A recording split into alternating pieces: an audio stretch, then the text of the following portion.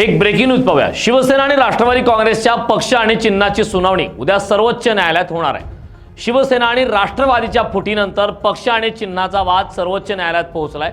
गेल्या 3 वर्षांपासून सर्वोच्च न्यायालयात याबाबत सुनावणी सुरू आहे। केंद्रीय निवडणूक आयोगाने शिवसेना पक्ष हा एकनाथ शिंदे यांचा तर राष्ट्रवादी हा अजित पवारांचा पक्ष असल्याचा निर्णय दिलाय।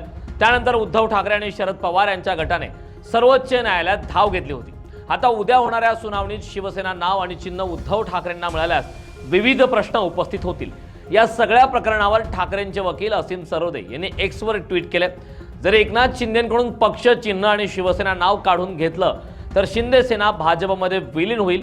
शिंदे सेनेतील अनेक जण उद्धव ठाकरेंकडे स्वगृही परत जातील आणि मूळ शिवसेना अधिक ताकदवान होईल। उद्धव आणि राज ठाकरे मिळून मुंबई महापालिकेतील राजकारण फिरू शकतील असं असीम सरोदेंनी म्हटलंय।